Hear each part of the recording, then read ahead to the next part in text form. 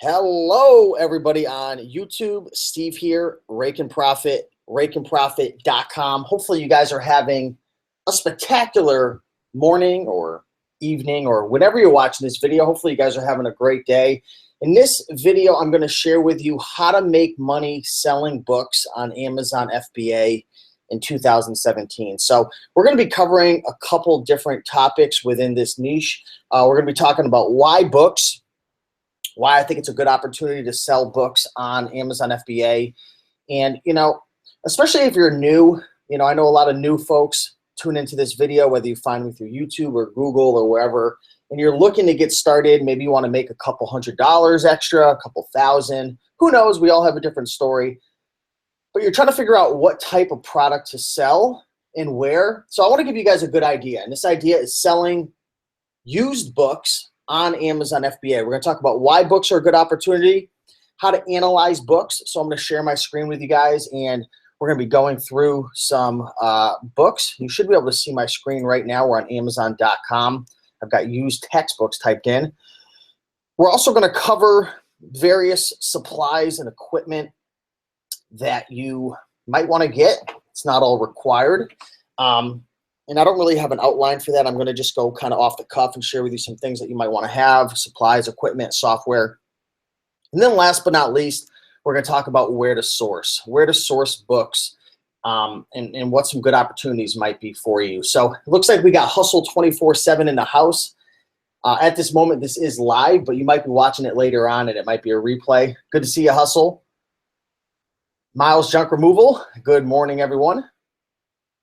We got Jervy Rocks in the house. Can you do this on eBay too, right? You can sell books on eBay, but it's not really the place to go. Amazon's definitely a better opportunity in my opinion. Daily E-commerce Hack says, been a while since I've caught a live stream. Made my first $4,000 on Amazon FBA from books. So there we go, guys. The proof is in the pudding. I've been selling books for years now. I actually got my mother into selling books a couple years ago. Actually, it's more than a couple. It's almost 3 or 4 years now, it seems. And she's been doing really, really well. We just got done not filing her tax return, but we got all her books reconciled and everything put together. And it looks like she had a really, really good year from books, and she does it part-time. And it looks like she was making a good, anywhere between $800 to $1,000 profit per month, doing it part-time with a full-time job. So for the folks out there who, you're in your 50s, 60s, 70s, this is possible. You don't have to, be 20, 25, 30 to do this. Just goes to prove anyone can do this. So it's pretty cool. And a little context about me. In 2016, I had some months where I was full-time. I had some months where I completely didn't do anything with Amazon, and I kind of just let my inventory sell. And then there were other months where I was, part-time, kind of like now. I'm just kind of doing about anywhere between 5 to 20 hours a week. I've got a bunch of projects, so it depends. And in 2016, on my 1099 that I just received from Amazon, I did about $70,000 on Amazon, which isn't bad. But most of that, a good portion of that, probably 60 to 70%, maybe not that much, I got to double check, was books. So I sold a lot of books in 2016, and I really stepped up my game in that aspect. So I've definitely got some experience. I could definitely help you out, especially if you're new or you're an intermediate. So yeah, let me shout a few more people out. Victoria, good to see you. Brian Huntsman, LJA, smash that like button. I appreciate that, guys. If you do like these videos, definitely do me a big favor and hit that like button. Bear with me for one moment. I have to sign in on my other computer. I want to make sure that I could see all these comments coming through. But yeah, this is going to be a fun show, guys. It's going to be pretty informative and educational, and we're going to learn some stuff together. So 80 people watching live. Thank you, thank you. So let's dive into it, guys. First of all, why books? So let me preface that with saying there are some changes that have been going on lately with Amazon. In particular, the fees. The fees have been increasing lately on Amazon. I don't know the specifics, but the fees are going, they are increasing, and I only predict they're going to continue to increase. So the margins definitely have been squeezed a little bit in certain aspects, especially if you were selling as a merchant or you were doing like you were a big bulk seller. Things have definitely changed a little bit. But why books? With that out of the way, because number one, they're all over the place. You can walk into literally any thrift store, garage sales at times, even flea markets, and there's so many books out there. And when there's an abundance of a product, like Clifton Cardin just said, books are literally everywhere. There's going to be opportunities. There's going to be profits that fall through the cracks, potential profits that fall through the cracks, and it's up to you to go in there and claim it. So that's number one, abundance. Number two, you can get them cheap, you know, just like clothing, and that's why I like books and I like clothing, is you can get them pretty cheap. Now, to get back to my initial point with the preface of the fees going up, you know, the book market to an extent is, you know, both sides of the stick are kind of getting burnt. What's the saying going? Right now there's some changes going on where a lot of thrift stores are raising their prices of books. The fees are going up on books. So kind of like on both sides, it's caving in slowly but surely. And I don't know if selling books is going to be profitable 5 or 10 years down the road, but I know right now it's profitable. It is becoming a little more challenging, but not challenging enough to where you'd say to yourself, you know, I shouldn't do this. Like, do it. Trust me. Books are a great opportunity. But the point I was making was they're dirt cheap, even though around here where I live in Connecticut, the prices have been going up.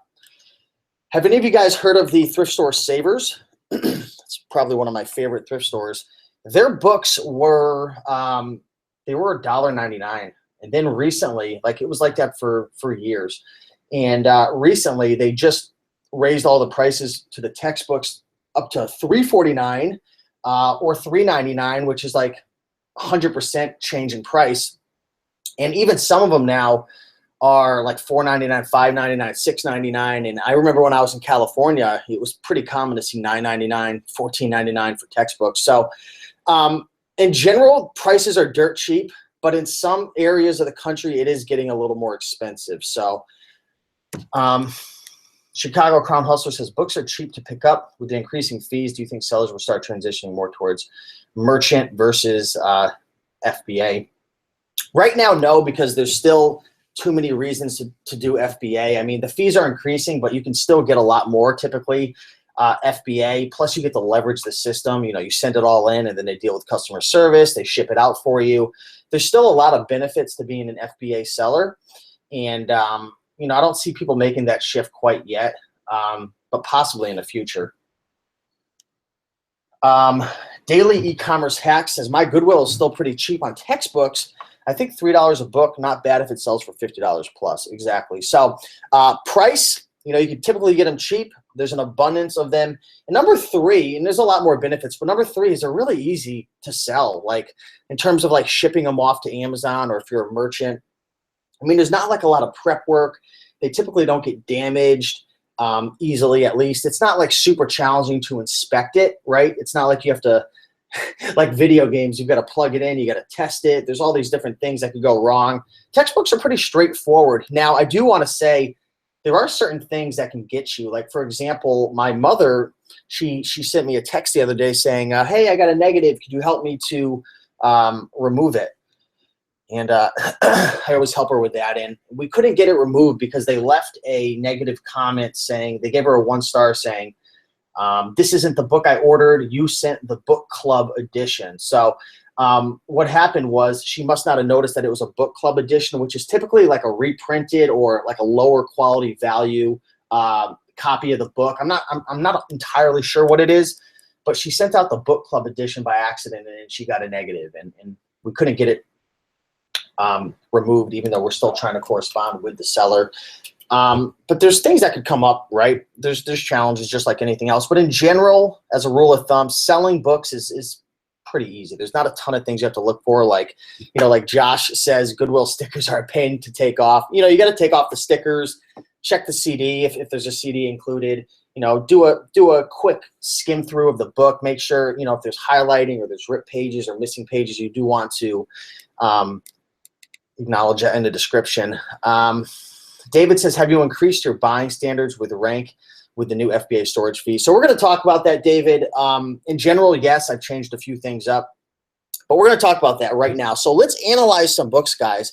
If you guys have any ASIN numbers, right, it's that, what is it, 12 digits or 10 digits that's on the back of the book. If you have any books you want me to look up and analyze, or just give me the title, drop the title of the book in the description right now. I've got 2 screens up. I got the dual monitors rocking and rolling. And we're going to go through and analyze some deals right now. So I know I'm not on my Amazon seller app, or I'm not on FBA Scan. I'm not going to be doing this live, but we're gonna analyze essentially what I would look at and analyze if I was at a thrift store or at a garage sale and I had scanned a book. And if you're not sure what I mean by scanning books, if you're new to this business model, we'll talk about that afterwards. Just stick along with me. But if you guys have any books you want me to analyze, drop a line below, and we're going to get started. Give me 1 second. Let me catch my breath and have a sip of my green tea, and we're going to get started in 1 moment.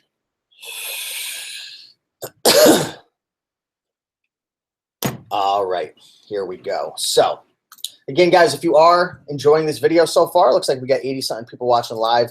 Be sure to do me a big favor and hit that like button down below. Helps to get this video out to more and more people. Lets me know I'm doing a good job. And again, this is a free video, so just hit the like button. It really helps out a lot, so I'd appreciate that. So let's go through and look what's going on right now. So I actually have a Google Chrome extension that is installed that shows the rank. I'm trying to remember which one it is. I'm gonna have to get it for you guys afterwards, but you can see the rank right here. But let's just go through and kind of analyze these various books. So here's a book called Algebra and Trigonometry, 4th edition. And, you know, textbooks are great. I love selling school books. Let's start off by saying there are some changes going on lately with restrictions. So when you use the Amazon seller app, or you use FBA Scan, or you use whatever it is you're scanning books with, and, you know, I suggest if you're going to sell books, get one of these apps on your phone, like the Amazon seller app. It's free, and scan the barcodes. It'll give you all the information. But what I'm trying to say is certain books now are becoming restricted, which means you can't sell them, or you have to find another listing that allows you. So I'm not going to be able to tell if it's restricted right now or not, but just know some books you can't sell, but I'm not going to be able to know right now. So the first thing I always look for when I scan a book is the price that it's selling for. So let's see. I'm not used to doing this on desktop, but anyways. So what I'm going to do is I'm going to hit Prime, because if you're selling as an Amazon FBA seller, you're going to want to price your books in comparison to FBA sellers. So looks like the lowest price right now is $6.04. So already, if I was scanning books, I would pass on this instantly. And the reason is because usually it's like a minimum of like $4 or $5 in fees that Amazon's going to charge you. So the fees are going to differ based upon the price and a bunch of different variables that I'm not 100% sure of right now. You could look into that, but I would pass on this book instantly, right? But let's just say that this book was going for like 15 or 20 bucks. And if it was, you can actually look on the Amazon seller app, and it'll tell you like how much you're coming out with fees, how much profit you would make, and then you minus off your cost of goods, and you can kind of tell, all right, if I want this or not. But let's just pretend this was profitable. What are some of the things that I'd be looking for right off the bat? Well, number one, I would be looking at the rank. And when you're scanning on the Amazon seller app, it'll show you the rank right then and there. And the rank is essentially a snapshot in time of the last time the book sold. And it's kind of hard to explain, but the lower the rank is, so for example, if you have a 50,000 ranked book, that book might be selling, who knows, 3 or 4 times a day. But if you had a ranked book of maybe 1 million, that book might not have sold for, you know, maybe it only sold once this whole month, right? So the higher the rank, the slower it's selling, kind of. And I say kind of because you could have a 1 million ranked book today, but if I go and buy that book, it might drop down to 200,000. So it's moving. The rank is flexible. The rank is never sitting in one place. And if you check the rank throughout the day, it's actually changing all the time. So the higher the sales velocity, the faster the seller it is, or it's almost I almost want to say the latest that it's sold. Like if a book sold within an hour, the rank's going to be a lot lower. But if that book is selling every hour consistently, it's going to be slow. It's going to be a better rank than just if it sold once an hour and then sold a month before. So it's hard to explain, but just know the lower the rank, the better. But rank isn't everything. There's a couple things that I also analyze as well, which is reviews. So this book has 37 reviews, which is really, really good. The more reviews, the better, because it's social proof.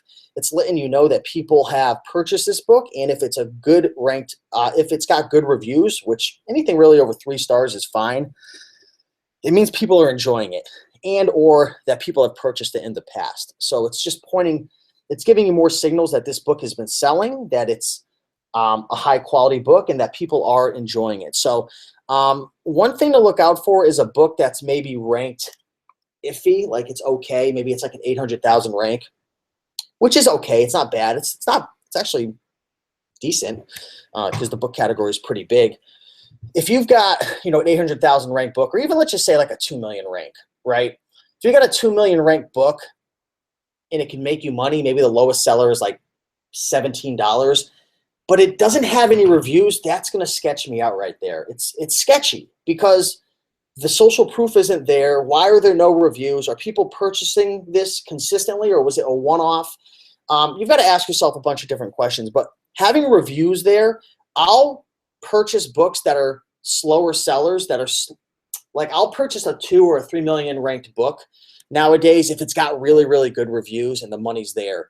But on the other side of the coin, if it's high rank, 2-3 million, maybe there's only $6 or $7 worth of profit there, but there's only like one review, and maybe the review is not even that good. That scares me because the social proof isn't there. And I want to buy books, especially with the higher fees now and the long-term storage fees. I want to buy books that move, right? Every 6 months now, you're getting hit with that long-term storage fee, I believe. So you want to have books that move, especially if you're new. I'm not talking about if you're a 6-figure seller and you're selling, 40,000 a month. That's a different story. You've got a different model. You've got systems. You can take a lower profit. I'm more or less speaking for the seller who's starting brand new, or maybe you have less than 1,000 SKUs of books in your inventory. So that's important. Rank, customer reviews, more the better. Price, obviously, you could have all the reviews in the world and it could be a 1,000 ranked book, which is selling a bunch of times per day, theoretically. If the money's not there, then you're going to pass over it. So that's something to definitely look at as well. Let's go back to the main page. Another thing to look at as well is how many merchants are selling it and where are they selling it at, like what price? Because you can have a book, for example, that's selling for like $35 as an FBA seller, but if there's 57 merchants selling it at a penny, it's a little sketchy. And I'm going to use that word sketchy, or a little bugged out in a sense, because why is somebody going to pay, 1,000% more for a book when they could just wait a week and get it as a merchant? Now, trust me, I understand the benefits of FBA. People want it now, the trust, the carefree returns. I get it, right? I get it. But if FBA is so high and there's so many merchants selling it at a penny or 50 cents or $1 plus shipping, you've got to ask yourself, is this worth the investment, right? So that's just something to look out for. It's not necessarily a rule of thumb. It's not a scientific formula that I have, but it's just something to think about when you're buying a book. Where are the merchants, right? Like what I would like to see on like a $20 book, like for example, let's say this book was selling for $20. Maybe that was the lowest FBA. What I would like to see is maybe a couple FBA sellers just to know that the book is selling, good rank, and maybe the merchants are starting at like $10 or like $7. That's something I would like to see. But if I see a book that's selling for $20, the rank's higher, doesn't have a lot of reviews, and then there's like a crap load of merchants selling it at like a penny, that scares me a bit. And again, it's not a rule of thumb. It's just something to think about. So Cindy says, how well do books sell on eBay compared to Amazon? I've sold some books on eBay, but it's slow. It sells much slower. And, there's always a market where people go, and people are going to Amazon to get books primarily. So again, I don't have a ton of experience. It's just, I found that Amazon works better. Hey, Sherby, good to see you. Thriftology, trends can affect rankings such as maybe a new movie coming out or celebrity death, for example. That's an excellent point right there. Monado Knight says automated manufacturing textbook was $200 directly. LOL. Thankfully bought it for merch, less through FBA. Joel says been subscribed for a month. Finally on the live chat. Thanks for the videos. You are welcome. And I forgot to mention, guys, if you look down in the description of this video, just a little housekeeping. We do have a free book. It's called 100 Amazing Items to Resell. And it's not just like a guide. It's not like a list of 100 items. It's like very in-depth. So if you're brand new to reselling, before you go out and spend any money on courses or join any groups, I'd recommend to get all the free resources you can. And then when you want to step up your game, then think about investing a little more in your education. But get the free book, 100 Amazing Items to Resell. Clothing, electronics, books. There's a lot of stuff in there. And also, just about a week ago, I released a free 5-week Shopify course. So if you want to learn how to build your own website and sell your own products on your own website, and it's not really books, but pretty much anything, if you wanted to, take that course as well. It's in the description, RaikenProfit.com, free Shopify course. And yeah, that's the announcement. So let's look up another book. I know some people had put some comments in the description of some books. Does anybody have a book that you want me to look up and analyze for you guys right now? Okay, I see one right here. Let's see. I'm going to type it in. 978 156 978 156 563 563 6484 6484. Okay, so here we have a book. It's actually a Bible, Holy Bible, King James Version, Ministers Black, Genuine Leather, December 14th, 2004. It looks like the book was released. Let's analyze this book. So the first thing I notice right off the bat is the price seems to be high. Now, I don't know if that's starting at used or new, but it looks interesting. So if I scan this, I'm already interested because I see it's super, super high. Second thing I notice is there are 7 reviews. Now, 7 reviews isn't like spectacular, but it's letting me know that this book is sold in the past. There's 4 out of 5 stars. People have, seem to enjoy it. So right off the bat, I'm thinking, okay, the price is looking interesting. Now, I don't know exactly what it is, but that's interesting. The reviews are okay. So, there's a little social proof there. And the rank isn't that good. It's a 2 million rank, but it's not horrible, right? The book selling market it's massive. The category is huge. It's not the fastest selling rank, but then again, you can have a 5 million rank that sells tomorrow and drops down to 500,000. So there's reviews. The price looks good and the rank is decent. Some of these higher end books, they might sell only once every 3 months. So I'm willing to spend $4 or $3 on a book and let it sit and even get hit with a few storage fees if I have a $300 payoff, a year down the road. So that's my mindset right there. Let's open this up, see what's going on here. And by the way, the Jeep Widow actually sent this over, so big shout out to the Jeep Widow. Okay, so I'm going to hit used, and I am going to see what's going on here. So it looks like the lowest price right now is $473 and a penny, which is a merchant, which is crazy. That's super expensive. And the lowest FBA is $477. So right now, this looks awesome. This looks like a great book. It's a long tail book. It's a slower seller, but it looks really awesome. What I'm going to do right now, and this is something I always do with like these super high-end books to know if it's like a fluke or not, is I'll go on to eBay, and you can't see me right now. I'm on my other screen, but I'm going to type this in. The KJV Ministers Bible. Typing this into eBay, and I'm hitting sold listings to see if anything is sold on eBay, to see if this is actually like the real deal. And I don't see anything coming up. Maybe I have to type in a different keyword. Maybe I'll just try Holy Bible, King James Version, ministers. I'll just type that in at eBay. See if anything's coming up. I see something that sold for $159.95 on February 2nd. I don't know if that's a different version or not, but that's what I would do. I would go onto eBay and just kind of double check that to see what's going on there. Let me make sure that you can still see my screen. Okay, cool. But I would look on eBay to see if it is sold, because that's going to give me an idea of, okay, like this thing actually could sell for that much. Because sometimes you'll see a listing at like $459 and you'll be like, what in the world is going on here? I'm going to use a tool called Camel. Have you guys ever heard of this tool before? Camel. This is a tool that will allow you to see the price history. So what I'm going to do is I am going to go back to this listing. I am going to grab the I'm trying to think which one I should grab. I'll grab this one real quick, the ISBN number. I'm not sure if it's going to work with dashes or not, but this is a really good free tool to use. Let's see if this works. I might have to take that dash out. Okay.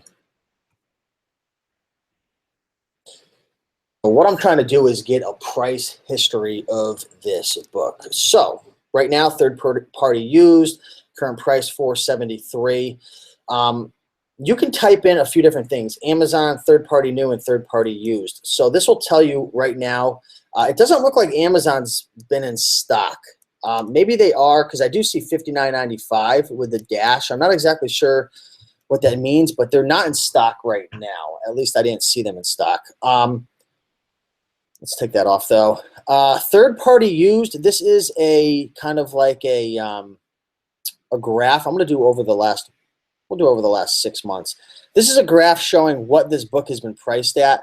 Now, sometimes this is funky, like $2,415. Like, I don't know what's going on here unless it's like a signed copy by King James or something. But the price is all over the place. It's a little funky. But 473 doesn't look like an unrealistic, figure right there. You can also take a look at third party new, which looks like these were going anywhere between almost a little over $200 upwards to $868. So this is just kind of a tool to see, like if I was to use this tool and I noticed like this book was selling like third party used for like $20 and then all of a sudden it just spiked up to $400, that would be a little sketch right there. But use that tool, camel.com, throw in the ISBN, the ASIN number, track the history of the price. And you can also see if Amazon's been in stock, which is something you have to be concerned with. You guys enjoying this video so far? Let me know in the comments if you are enjoying this video. And if you have any more questions, drop a comment in the live feed, and or if you're watching this at a later date, drop a comment down in the comment section, and I'll do my best to answer any questions. So, Mr. Jeep, I'd buy this book all day long. How much would I pay for it? What's the most I would pay? I would probably pay upwards to, I don't know how expensive they charge this thing, but I'd probably pay up to $50 for it if it was in really good shape, right? Because I think there's money to be made. Now you're asking, Steve, why wouldn't you pay $100, $150? It's selling for, $473, because there's no guarantees. There could be returns. Sometimes you send out the wrong model or the wrong, what's the word I'm looking for? Like certain books have like different variations, and there's risks involved in, for me, unless I was like a master in this niche and I knew all about this Bible and everything about it, like that might be a different story. But like just me at a thrift store, if like they had it for $50 and after doing my research, I'd probably pay that. But who knows if, it'd probably be like $4 or $3. Anyone else have any other books that you'd like me to look up on Amazon?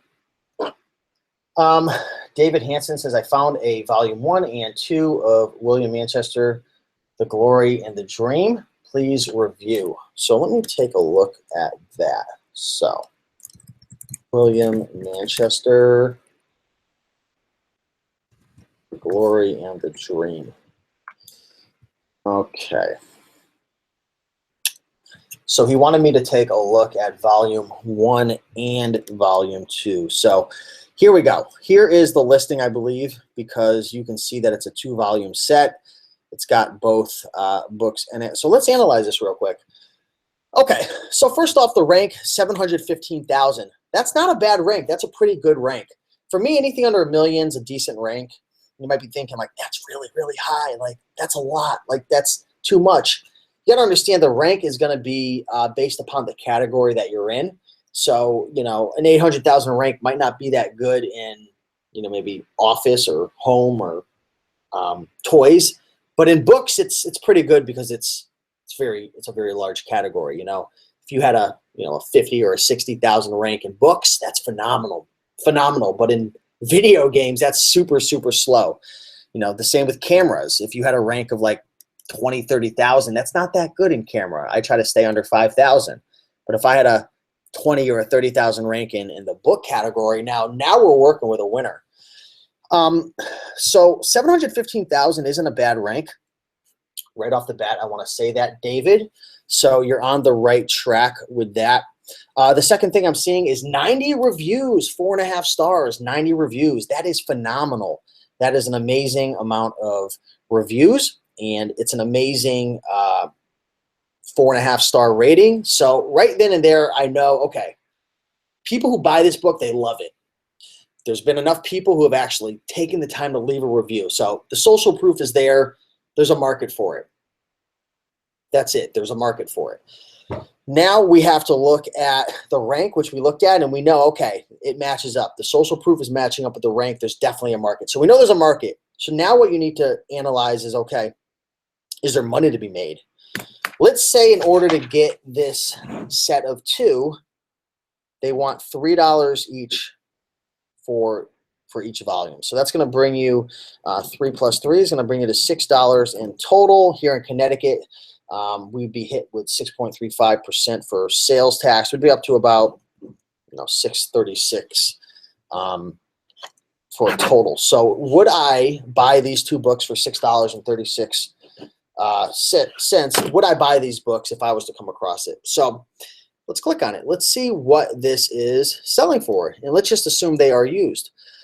So the first thing I see is the lowest price is $34.56 as a merchant. And a merchant is different than an FBA seller. A merchant will actually list the item, store it at their house, and when it sells, they'll fulfill it themselves, they'll handle the customer service, and they'll complete the transaction. An FBA seller is similar in a sense that they're listing it on Amazon, of course, but instead of storing it at their house and shipping it out directly to the customer and dealing with customer service, they're sending the books off to the Amazon FBA warehouses, and there's tons of them all over the country, and Amazon's getting it, they're storing it, and when it sells, they're shipping it off, they're dealing with the customer service, and they're dealing with any issues that have to, that come along with the transaction, whether it's a return or you need a partial refund or whatever it is. So the lowest is $34.56 as a merchant. That's phenomenal. If you see a merchant that high, that means this book is selling. It's in demand. It's moving. And, to be honest, if I was an FBA seller, I'd price this thing probably at $49.99 because I think somebody would be willing to pay an extra $15 to get it shipped directly from Amazon FBA, use their Prime, get that free shipping, get that 2-day shipping, not have to worry about, is it going to ship late? Not have to worry about, what if I want to return this? You don't have to worry about anything as an FBA seller. Amazon takes care of you, or a Prime buyer. Amazon takes care of you. So I'd price it at $50, to be honest. I wouldn't price it at $38.55, but there's nothing wrong with that. I mean, you pay $6, right, to buy the book. Fees on $38.55, who knows? Maybe it's going to be $10 in fees. Might be higher, might be lower, but let's just say it's $10 in fees. Let's just say just shipping costs and different things. Let's just throw $1 on it. The buy price was about $6 and change, so you're up to about $17 right there. If you were to sell it for $38.55, it looks like you'd be up to about $21.55 profit. on a $6 investment, we are looking at well over a 300% ROI on that item right there. So that's a phenomenal example of a book or a set of books that I would sell. And if you're wondering how do you ship a set of 2 books into Amazon FBA's warehouse, what I would do is I would take a big poly bag and I would put them in the poly bag and wrap it up and then just make it one. And then you can put some stretch wrap around it if you'd like, or you can, X out the poly bag, skip that step, and just stretch wrap them together. But it's always good to have a little plastic around them to protect it a little bit, especially on a bundle, just to make sure it doesn't split up. So hopefully that helped right there. MT Nesting Resell says, I found a $300 book about oysters. Actually, a lot of information on camel. Yeah, you wouldn't believe the types of items that sell on Amazon, the subject matter. Tego says, when scanning with the Amazon seller app, sometimes I receive a slow-moving ASIN alert, even though the rank is relatively low. Is that a glitch in the app? It might be a glitch. I just ignore it. I don't really look at the I look at it a little bit, the slow-moving ASIN alert, but it's just a factor. You know how I'm analyzing the price, I'm analyzing the reviews, I'm analyzing the merchants. Is it new? Is it used? How many are new? How many are used? Camel, if I have to go that far. Just like all those factors, the slow-moving ASIN is a factor because Amazon's essentially telling you, at least based on their algorithm, that this book isn't something that we recommend that you sell, or maybe, we don't recommend you send in a lot of them because it's slow-moving based on their algorithm. But it's just a part of the story. It's not going to be the be-all, end-all. So, if it's got that slow-moving ASIN on a 50,000 ranked book and there's, $20 profit to be made, I'm going to ignore that. So, let's see. Question, please review this ISBN. I'm from the UK. Okay, let's type that in. So that's an ASIN from Sheztastic, 9780755, 9780755, 468-799, 468-799. Let's see if I type that in correctly. Okay, so here we have a book, Sherlock Holmes, the original illustrated strand. Looks like it was brought to us on February 28th, 2007. Okay, so the price looks crazy. Like the price is starting at $260, it looks like, so that's good. Reviews. There's only 3. It's not bad. At least there's some people who have left a review, but it's not a ton of social proof right there. The rank, 3,401,232. It's high. It's a high rank. It's not like ridiculously high. It's not like 7 million or 10 million where you're thinking to yourself, like, is this ever going to sell? Like 3 million selling. At least it's sold probably in the last couple months maybe, or 6 months. But it's $260 used. So we have some wiggle room. So the merchants are starting at $260 and there's no FBA sellers. If you're on a desktop, you hit the Prime button, which it doesn't exist, but if you did, it would show you the lowest FBA seller. Since there's no button there that says Prime, it means there are no FBA sellers right now. So if you're selling FBA, I'd buy this book all day long because there's no FBA sellers. And one thing I want to say as well is the rank might be really, really, really high, even though it's not that high, but the rank might be high at 3.4 million because there's no FBA sellers. People love to buy through the Prime program, which is FBA. People love the 2-day shipping. They love the hassle-free returns. They love the free shipping.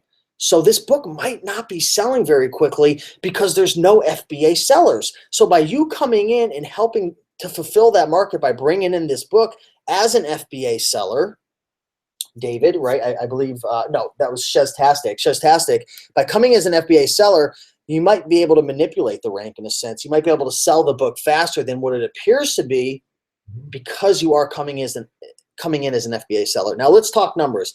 If the book's $5, would I buy it? Yes. If the book's $10, would I buy it? Yes. If the book's $20, I can't even say that. If the book's $20, say that 10 times. If the book's $20, if the book's $20, if it was 30, if it was $30, I would still buy it. But if it was like 40 or $50, I would have to do some research on camel. And if you want, we can do that right quick. So let's actually do that. Because if this book was really expensive, maybe at like a flea market, I would definitely pull out camel.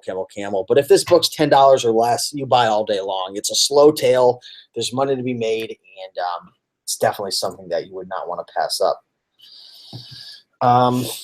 Okay, let me find the ISBN number. Okay.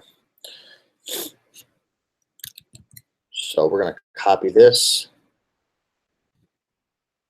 Let's see what's going on. I'm on a site called camel.com, which is going to give me some of the price history, give me a little data about this book.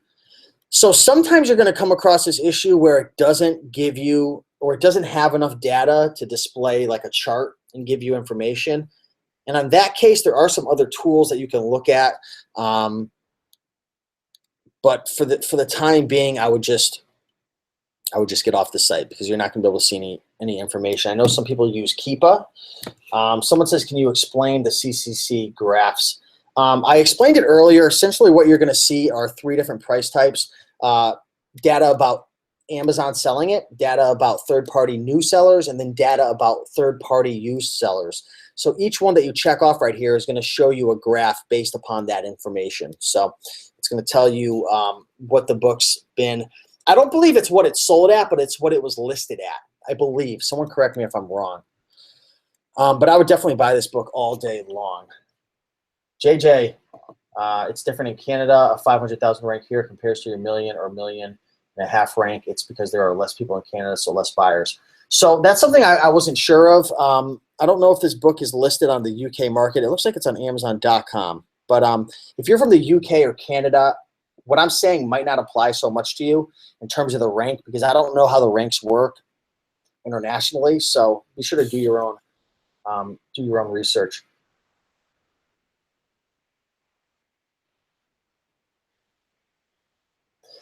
David says FBA fees changing the game. Yeah, it's definitely changing the game a bit. You know, someone asked me, has your game plan changed since, you know, the long-term storage fees increased, and now every book is getting hit with a long-term storage fee, whereas before you used to have multiple SKUs of that book, multiple books of that SKU to get hit. But now the game's changed. Fees are going up. You know, prices at thrift stores are going up. The long-term storage fees are introduced. Different fees and here and there. The game's changing. Essentially, what I would say is buy books that have more profit. You know, I'd stay away from the $7, $8, $9 books, and I would stick to, for me, you know, I like to stick to the books that are, you know, 12, 14, 15 plus. With all the changes as well, it makes me nervous having too much inventory in my inventory. So I like to stick with books that are faster sellers. Now, if it's a book selling for $300, $400, $500, you know, I'll go up to a 5 million rank, maybe even more. But for most of my bread and butter, I'm trying to stick to $1 million or less. Is that the only way to do it? No. Is it the best way to do it? Maybe. But that's what's working for me, and for you know, folks like my mother who's selling, for other friends, people in the green room, a lot of my colleagues and whatnot. So there's a million ways to make money with books. This is just my method. So if you guys are enjoying this video so far, it looks like we are, what are we, about 40-something minutes into the live stream. Do me a big favor, guys. Hit that like button. If you're not subscribed to this channel, please make sure to go hit that subscription button as well.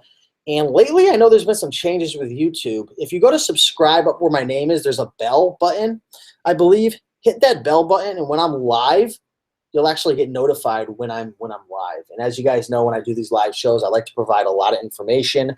I like to go in depth. I like to really break down whatever it is I'm talking about to give you the best chance to succeed, right, to make it happen. So if you guys are enjoying this, be sure to hit the like button. Great content. Would you buy this book for 92 cents? Let me look it up. So we have a ASIN that just came in from Matt. 0977 427 404. I believe that's it. Is that it? U-time?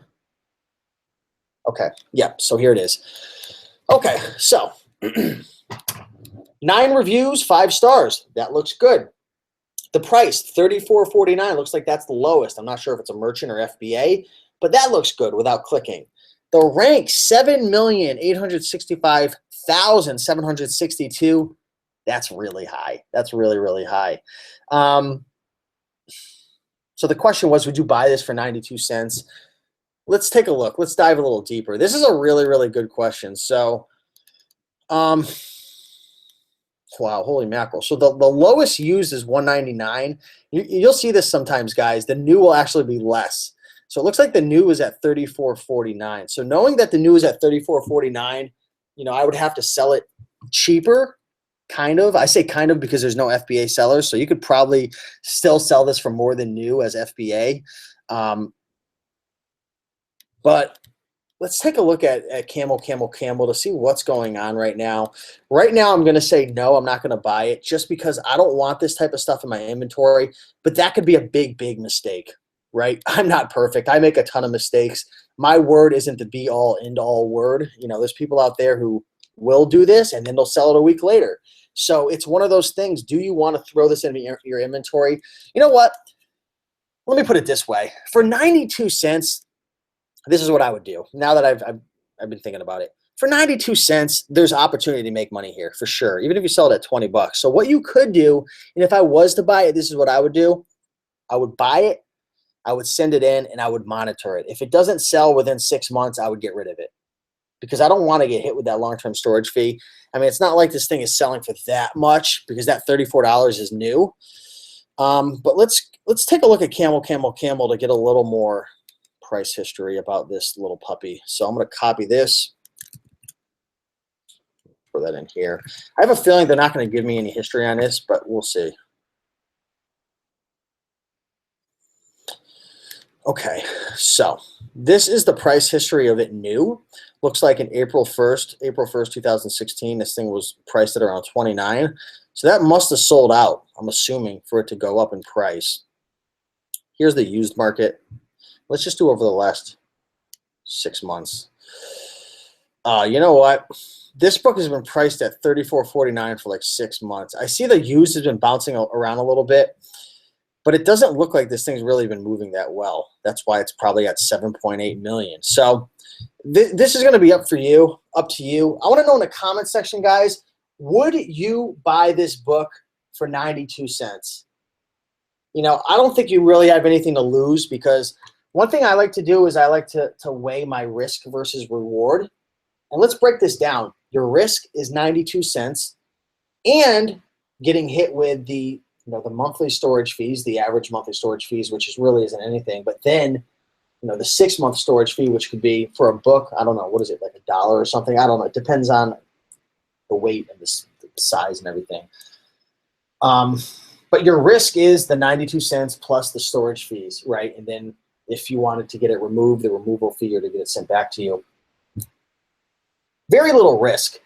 The reward and the upside is, 5xing, 10xing your money. So I think the risk and reward is there, but the rank is so high that it makes me a little bit nervous. But really, how nervous could you be? It's only 92 cents. But if you're brand new, let's put it this way. If you've been in the game for a while and you've got money saved up and your bills are good, I would buy it, send it in. And see what happens. You can even monitor it for like a month or two.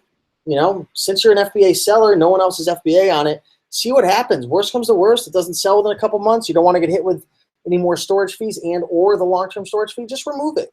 No big deal.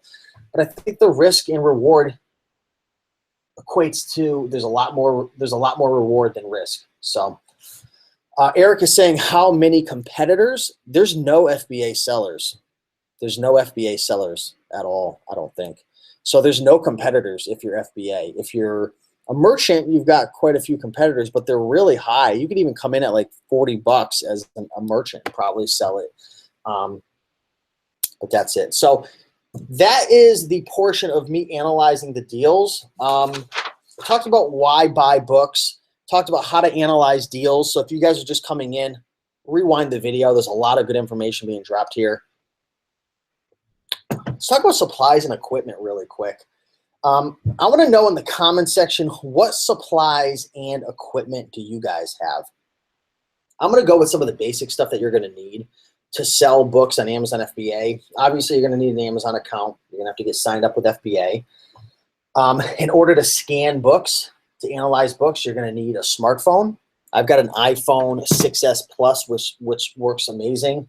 I used to have a Note 4 and a Note 3 that worked fine, but I prefer the Apple over the Samsung. I found a big difference in the speed and the efficiencies of the apps. So you're gonna have to get a smartphone. You can get the Amazon Seller app. You could download that 100% free. Go to the App Store, download the Amazon Seller app, get all signed up there. That's free. So you're gonna need a phone. You're gonna need the app to scan. Once you purchase the books, and I'm gonna just talk about basic stuff. I'm not gonna talk about like, pocket scanners and all these advanced things. But you're gonna need the phone. You're gonna need the app, which is free. When you bring them all home, I would recommend buying a generic barcode scanner. Now, this is different than your phone scanner. This is something that you hold in your hand. You'll see that libraries, when they scan in the books, you're gonna get one of those to scan in. Get a generic one for like 15, 20 bucks, because when you're listing your items, you could scan them in so much faster. So you're gonna need that. Basic supplies, you're gonna need some, packing tape. You're gonna need some boxes, some poly bags. You're gonna need some little barcode stickers, because you're gonna have to print out the barcodes and stick them on each book. You're gonna need a box cutter, not just a normal one, but like a box resizer cutter to get the right size boxes at times. You don't need it necessarily, but I've always found it helpful. I like to use something called a Scotty peeler to be able to take off. Josh just mentioned the Scotty peeler to be able to take off some of the stickers. You can also get some Goo Gone to be able to help get off some of the residue. When you're listing, you can list your items straight onto Amazon, or you can use a software. I use Inventory Lab. Inventory Lab is really, really awesome, not only for tax and bookkeeping purposes, but also for speeding up your efficiencies when listing books. So that is $49 a month. So if you're new, you're probably going to want to skip that for now until you start making some money. I'm trying to think of any other supplies. I know I mentioned poly bags before. Somebody asked, do you need to poly bag books? Oh yeah, stretch wrap. Get some stretch wrap. That's good. But you don't have to stretch wrap. You don't have to poly bag books. I'd actually recommend not doing it, because it's very inefficient. Takes a lot of time, and it's just a waste of resources in a sense. I've sold thousands and thousands of books. I never poly bag. I rarely ever, unless it's like a bundle or it's like a super expensive book, I rarely ever poly bag or stretch wrap them unless it's necessary, and I've never had a problem. So, Craigslist Hunter says olive oil gets sticker gunk off as well. That's really cool. That's a nice tip right there. Philip says, seller beware, in all caps. When Amazon employee pulls what is believed to be your book to send to customer, it could very well be someone else's, and I could prove it. It could happen. Of course it could happen. It's not perfect. FBA is not perfect. They're dealing with millions and billions of products. Well, millions at least. There's going to be some issues now and then. There's going to be packages or boxes that you send into them and they get lost. They could ship off the wrong item. There's a lot of different issues that could happen, but it's not something to worry about. If something goes wrong, what's that law? Murphy's Law. If something can go wrong, it will go wrong. It will. You'll have things that go wrong. But it rarely happens. Amazon's really, really good with their systems, and they're improving. And yeah, it's a great system. Denise, how about folded pages and smells in the books? I don't know how to get the smell out of books. I've never done anything with that. Some of them just have that old smell. If it's really, really bad, you're going to want to put that in the description when you're listing the book on Amazon. There's a little box there. If it's a used book, you will have the ability to put in a description. I believe they just changed the rules now to, if it's a new book, you can't even put a description, and I believe you can't put a note. But if it's used, it's got a bad smell, if there's not a lot of money to be made, you're probably going to want to pass on it. But if there's money to be made in that book, just release, just disclose. if there's little pages wrinkled and whatnot and it's in good condition, I mean, you don't have to necessarily disclose it because good condition is already, like if you read the, I don't know if it's the terms of service, but the kind of the rules that Amazon has for like if you sell a book in acceptable or if it's in new or if it's in good, it has a description of what that condition, like the requirements that meet that condition. And, a book that's acceptable is going to have issues like, possible issues like highlighting or pages bent or anything. So you don't have to necessarily tell them because that description already kind of implies that. Like the same with good, like there's going to be like minor cosmetic condition, but if the cover's falling off, you're not going to want to put that as good. That's more towards acceptable. So if you want to take the time to write a really detailed description, it's not going to hurt.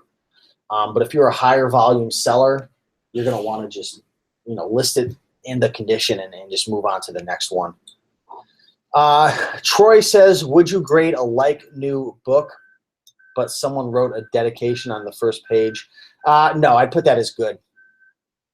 Highlighting and writing in the book is the worst, I think. Yeah, when there's a lot of highlighting and writing, I just go with acceptable, because I don't want to get anybody's hopes up.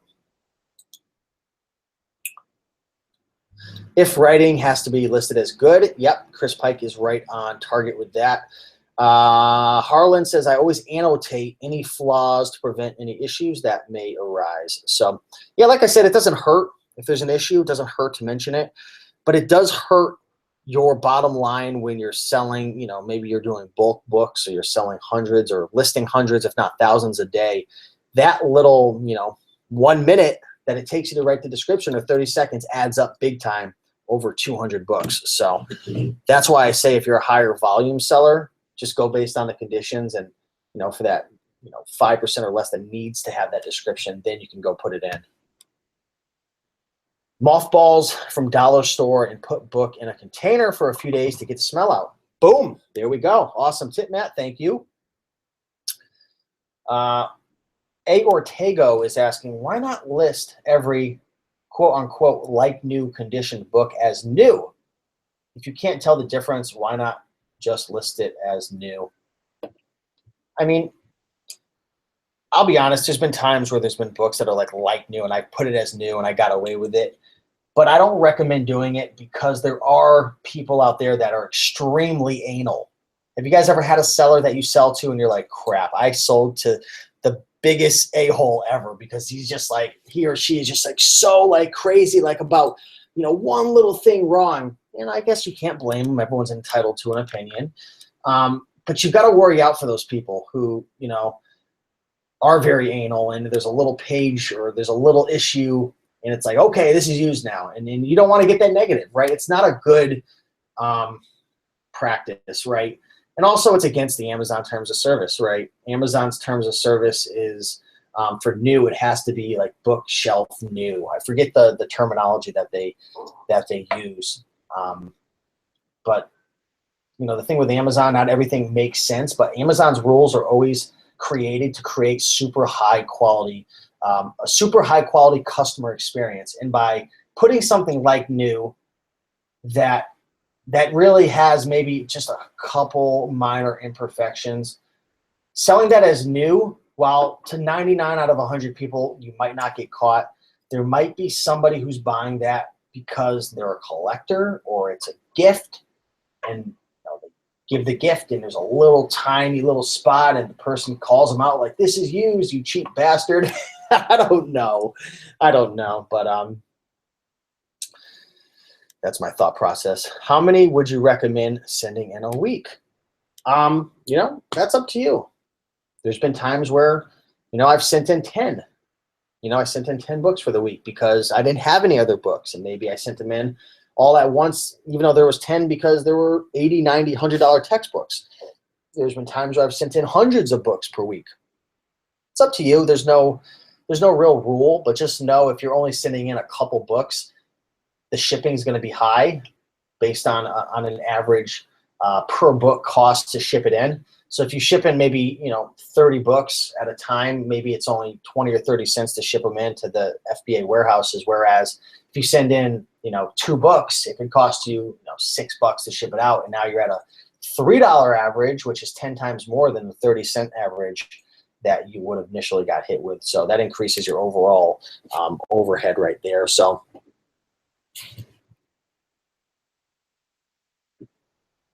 Eric says the warehouse can destroy your new book over time. That's another good observation. Let's end off by talking about where to source books. So the best place to source books, like on a regular basis, if you're just like a lower end, I hate to use the word lower end, I don't mean that in an offensive way. If you're a low volume seller or you're a new seller, that's what I mean to say. The best place to probably source if you're a new seller and you've got a lot of thrift stores in your area and the thrift stores aren't sending into the Amazon warehouses, or they're not selling it on goodwill.org or whatever the website is, because selling books from thrift stores isn't going to work for everybody. It's thrift stores, right? I recommend thrift stores, especially if you're a lower volume seller or you're new, or even if you're a higher end seller. Some, you know, if you're in like a college area with a lot of schools, highly literate, well educated, you're going to find a lot of books and opportunities. So I'd say thrift stores. Goodwills, I always do really well at Goodwills. I live in Connecticut. Salvation Armies, hit or miss with books lately. They've been really lousy. Savers, really awesome place to find books, but they're going to typically be a little more expensive. So make sure you know what you're doing. You know, Value Village, there's mom and pop thrift stores, consignment shops. I haven't mentioned it much, guys, but you can find some really good deals on books at consignment shops. Now, the books are going to be expensive. You could be paying $5, $7, $8, $4 at a consignment shop, but there's not a lot of competition at consignment shops. So if you have any in your area, go in, take a look, and scan a little bit. They're not going to get so much volume like thrift stores would, but check out your local consignment shops. I've found some really good deals over there with some decent profits. And like Good Used Good says, look for repair manuals for cars. I've found those at consignment shops as well, including thrift stores. So I'd say number one is thrift stores. Consignment shops isn't number two. It's just an option. It's not something I do often. Book sales. Book sales are a great way to acquire, you know, high volume amounts of books, high volume books. But there's going to typically be a lot of competition there. There's going to be a lot of scanners there, people who have more experience than you, and have maybe a model that allows them to buy books that you typically would pass on because they're such high volume. But, you know, thrift stores, consignment shops, book sales, church sales, garage sales, even sometimes there's book stores out there that sell books really cheap. You can find them there as well. I've known people who have popped on books from eBay and sold it on Amazon, popped on books that were merchant sellers on Amazon and then resold it as FBA. I know there's some rules there, so be careful with that. I've bought books off of Craigslist and I've sold it on Amazon FBA. So there's a lot of various methods to acquire books. The real challenge comes in just going out and getting them, going out and making it happen, right? It's hard work. There's no way around it. It's hard work going out there and just spending the time scanning. It's not, you know, physically laboring, you know, super heavy lifting and stuff, but you got to go out there and you got to spend your time and you got to scan. So hopefully you guys enjoyed this video. If you guys did enjoy this off the cuff, how to make money selling books on Amazon FBA in 2017 presentation, do me a big favor, guys. Hit that like button. If you're in any Facebook groups that you believe would find value in this video for the new folks, share this for me. Share it on your Facebook. Share it in a Facebook group if you can. I'd appreciate that. Down below in the description, we've got some goodies for you. Number one is the free book, 100 Amazing Items to Resell. That's a book that I put together with a couple of my partners in the Green Room, which is a membership site that I run. Get that 100% free, no strings attached. Just grab it, study it, download it, and go find those items. Number two, if you are looking for something different, maybe you've already been selling on eBay, you've been selling on Amazon, and you want to be able to create your own website to have more control, to be able to gather customer emails. Maybe you want to get into email marketing, Facebook marketing, different things like that. Check out the free 5-week Shopify course down below. I'm actually building out a Shopify store from scratch in that course. So you get to see me choose the name of the store, the domain. You get to see me install my theme. You get to see me choose my products. You get to see me do everything. You're going to see me build a store from scratch. So that's free. There's no, into the 5-week upsells, or there's no course at the end. It's just 100% free way of me giving back and kind of sharing what I've been up to. And if you guys have been wondering, like, where's Raiken been? Like, where's Raiken Profit been? Why hasn't he been making too many videos? I've actually been pretty busy behind the scenes running the green room.